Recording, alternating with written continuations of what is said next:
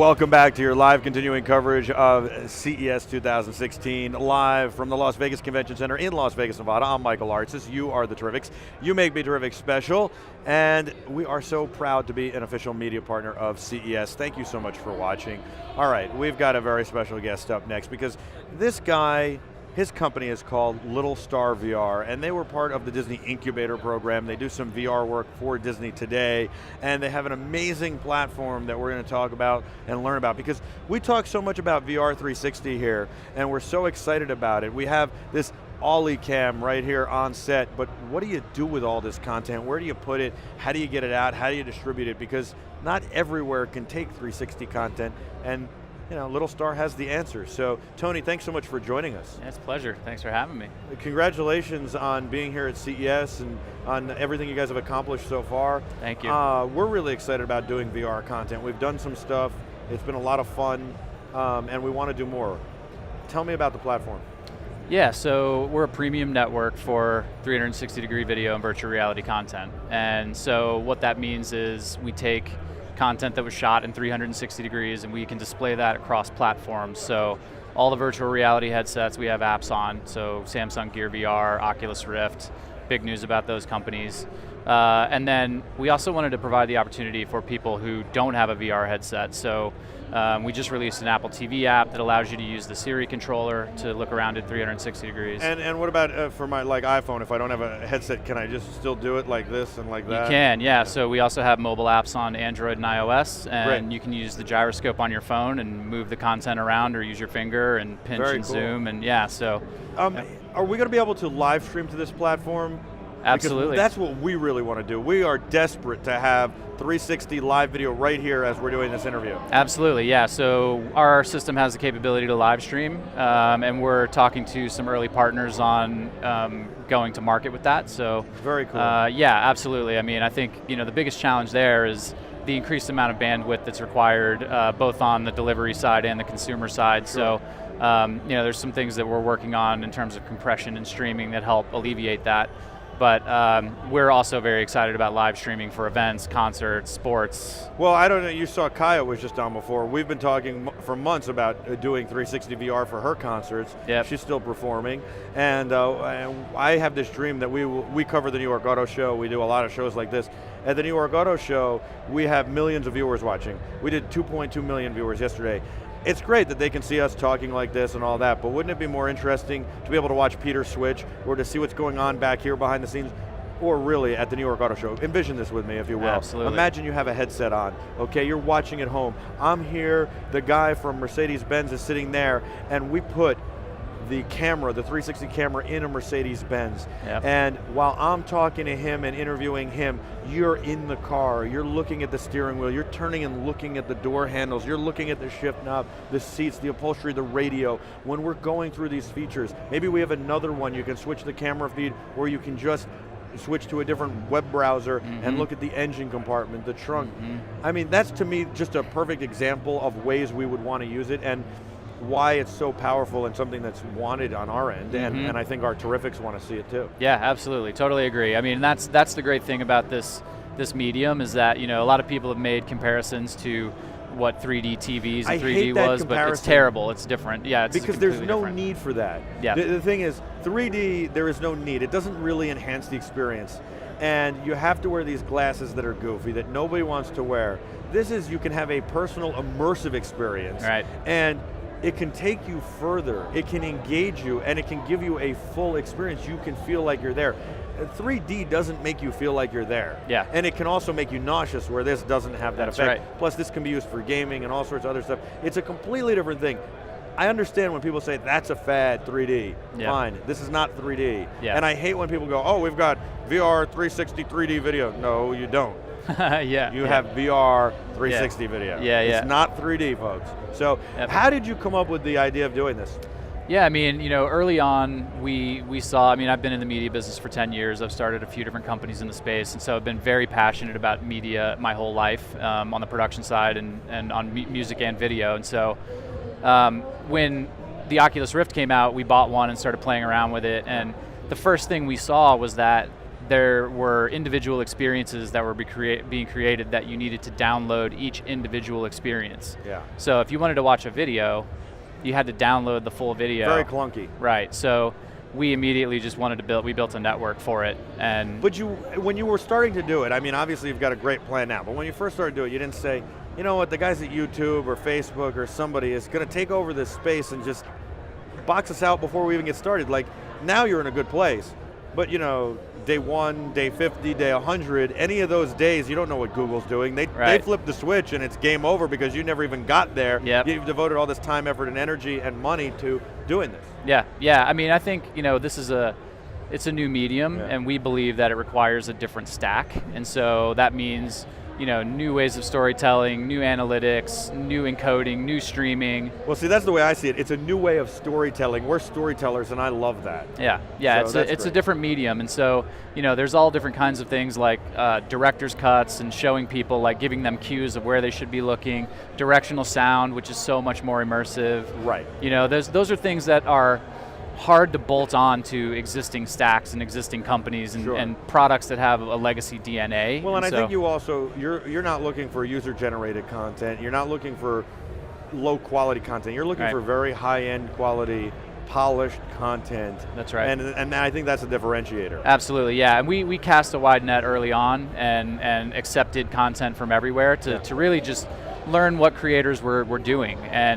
And I think it quickly, you know, we saw that it drifted premium very quickly, and so now we highly curate everything on the platform, and the channels that we have are Showtime, Discovery, Disney. How would somebody like a BeTerrific or maybe an Engadget or somebody else who's doing good quality 360 content get in touch with you guys and get involved? Yes. And get on the platform? Is that possible? Absolutely. Or are you like, no, we're going to HBO and we're locking it down? Yeah, no, absolutely. So, you know, right now anybody can still upload content to the platform.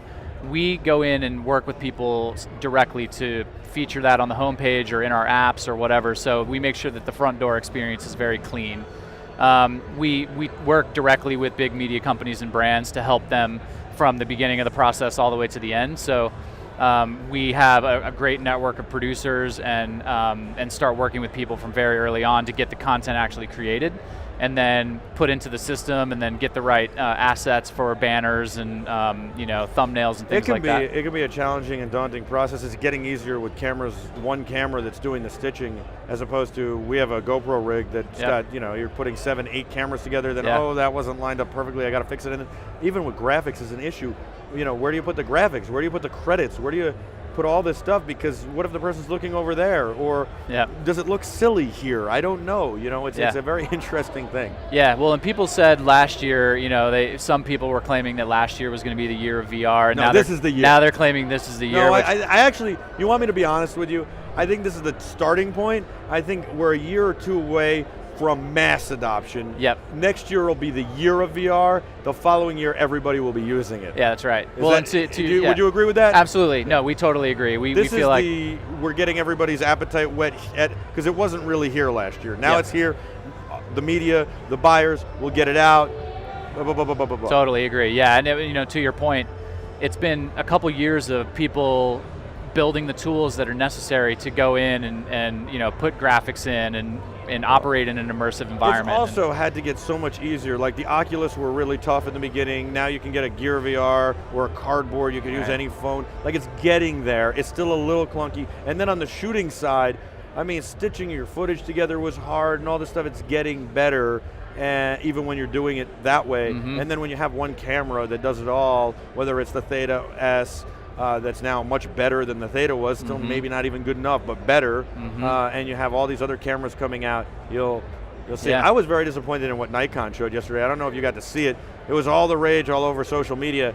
We actually saw the footage. It looked terrible. And the camera did not look well put together. I was very disappointed. They might have rushed it out for CES. I know. Hopefully their finished product will be a lot better, but I thought like Nikon almost seemed like it was not even a real product. It seemed like it was a concept product that they're saying they're going to build, but they might let go away because they're not really sure. And I love Nikon. I've spoken for them. I don't want to bash them.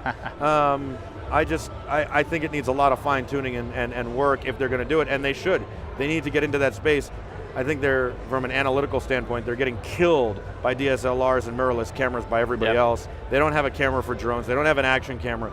This could be their answer to revitalize that company. They were saying for like a year, we're just a lens company now.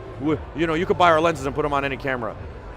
Yeah, you might want to rethink that strategy. So now I think they are, and I love the guys at Nikon. We've had Nikon on many times. We love Nikon. Yeah, it's good to see. There's the market was being proven out for a couple years with a bunch of the smaller kind of startup companies, and then you see GoPro jump into the game, and the bigger camera players, and that's really going to drive this whole movement forward. I mean, I feel like people early on in VR found that it was all going to be about gaming, and then our early bet was that gaming is going to be big, but video is going to be huge. I agree with you. Gaming will be big, but video will be huge, and video is everywhere. And you can even think about, you don't even need a headset. I like just doing it on my phone. I like the headset, but I like just doing it on my phone. I also like, if I could walk up to a touch screen that is digital signage, and I can spin the digital signage. And then you can make that an even more immersive experience by hand gestures with some kind of Kinect device, like a Xbox Kinect. And then you can think of the Disney experience. I was talking about this. We did Infocom, and we talking to the digital signage guys, and I said, how are you going to make the experience more immersive in the future? And they didn't see this vision. I kept trying to say VR 360, and they're just like, And I'm like, no. Here's how you do it. You design a room where, like Disney does, where it shoots air at you, and you get water, and then you got the gestures, and you're moving it all around, and you got the audio all around, and they were like, 4D. Okay, you're crazy, guy. And I'm like, all right, I'm telling you. Okay, Remember, I said it right here on BeTerrific. Tony, thank you. It's a pleasure. Oh, yeah, you having fun here? Absolutely, yeah. How do people find out? Just Littlstar VR? Littlstar.com. Littlstar.com. Yeah, how'd you come up with the name? It seems like such a Disney name, by the way. The world revolves around you, so we feel that the viewer is at the center of the action, and the world is revolving around them. So we wanted to think about something with a star, and so I like that. And Littlstar, twinkle twinkle little star. There's like so many things in the world that Littlstar is fun and easy, and Jenny's watching in Finland. He's told me that the best VR camera experience he's seen so far is the Nokia Ozo VR camera. We're really impressed with that. We'd like to play with that. And the GoPro 360 setup. So those are the two. We have a GoPro 360 setup. So do we, we like that one. Yeah, it's accessible and easy, not $60,000. Right. Have you seen anything you like here at CES that blew your mind?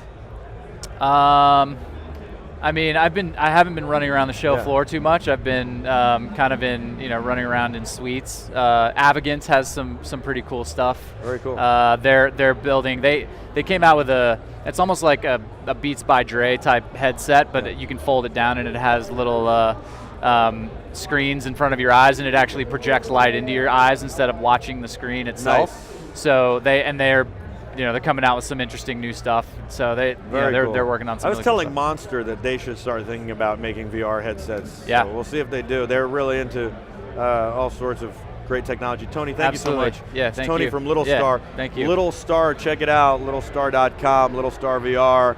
Tony's awesome, really great stuff. We'll be back with a whole lot more of your live continuing CES coverage for 2016 right after this. Don't go anywhere. You are the Terrifics. You make BeTerrific special.